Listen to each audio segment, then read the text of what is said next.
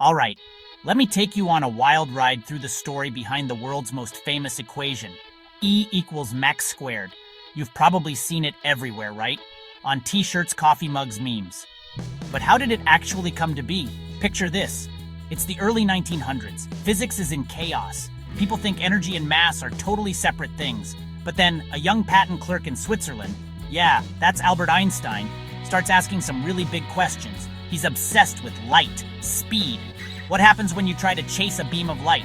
Einstein dives into the math, and in 1905, he drops his Annus Mirabilis papers.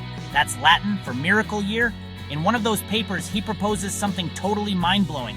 Mass and energy aren't different. They're actually two sides of the same coin. That's where E equals mc² comes in. So what does it mean?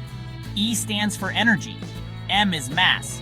C is the speed of light, about 300 million meters per second. The equation says that a tiny bit of mass can be turned into a massive amount of energy because you multiply it by the speed of light squared. That's why nuclear reactions are so powerful. But here's the twist. When Einstein published this, people didn't really get how huge it was. It took decades and some pretty dramatic moments in history for the world to catch up. Think nuclear power, atomic bombs, even the sun shining, all thanks to E equals mc². What I love about this story is how one simple idea can totally change the way we see the universe. It's not just about physics. It's about curiosity, daring to question, and seeing the connections no one else can. So next time you see E equals mc², remember, it's not just a formula. It's the key to understanding why the universe is so freaking awesome. Stay curious and keep asking questions.